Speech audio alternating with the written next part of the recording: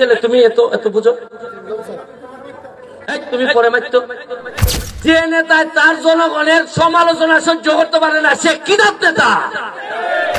ছেলে তোমার নাম কি? পরতি ফটলিয়া ডাইরি বার করিয়া 4-5টার নাম লিখে টেবিল ভাঙ্গিয়া আইতাছুন, ফাও ধরাইয়া 7-8 বার নেয়া জায়গাত নেমন লাগছে আর কি। আরে মনে রাখেন, আমরা যাই করি না কেন এটা আমাদের নসিবে থেকে যায়। যা করবেন তা পাবেন এই দুনিয়ায়।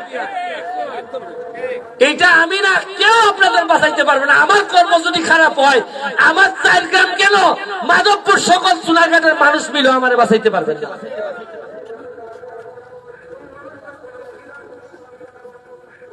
আমি আল্লাহর কাছে দোয়া করি যে এমন নেতা হিসাবে আগামী 5 বছর পরে হয়তো আমি বাঁচতেও না পারি, আমি আর হয়তো এমপি নাও হইতে পারি। কারণ গত 2 মাসে আমার 12 কেজি ওজন কমছে। কারণ অনেকে মনে করেন এমপি হওয়া, কারণ এমপি হয়ে আমি যদি ঢাকা বসে থাকি, এই 29 কোটির একটা গরম আছে না, আমি যদি খালি আমার এলাকায় না আসি, এমপি সাহেব তো আগে আপনারা অভ্যাস আসিল না, 2 মাস পরে পরে আইতা, আমরা তো ভালোই মেনে নিছ। আর আমি যদি ওখানে মন্ত্রী আসলা, তাতেও আপনারা সাহস হয়েছে না কোন মিটিং এ দাঁড়াইয়া কইতা যে ব্যারিস্টার যেভাবে কই ইটা করণ লাগবো, ইটা করণ লাগবো। যারা বক্তব্য দেন তারা জিগায়, কোনদিন মন্ত্রী সাহেব কইতে পারছেন নি ভাবে। উন্নয়নের কথা বলে বার করে দিচ্ছেন মিটিং থেকে। ছেলে তুমি এত এত বুঝো, তুমি পরে মারতো। কোন বেড়ায় শত নিজাম তো ত্রিভুজ এদিকে আছো। ওই যে এক বেটা যে এখানের মধ্যে কইছিল খাম হয়েছে না, এরপরে খিতা হয়েছে, এটা মাইকে হোক।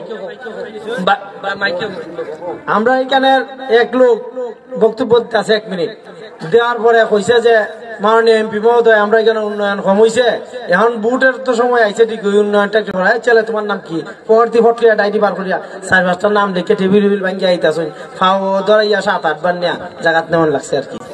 এরপরে মানুষ নেয়া বুঝছেন নি আপনি কেমনে গেছে। মানে কেউ যদি খালি উন্নয়নের কথা কইছে, এটা অপরাধ হয়ে গেছে। আর মাইকো হারিয়া খালি কন লাগবো ইয়া মাবুদ, খারেন বারেন সব আইছে, যে উন্নতি হয়েছে ইদার আর শেষ। আপনি যে নেতায় তার জনগণের সমালোচনা সহ্য করতে পারে না সে কিদাব নেতা। আমি বিরোধিতা চাইছি না, বিরোধিতা শেষ, আটাই লিছি। সামনের দিকে উনছি খাস করার জায়গা হই নাই বলে।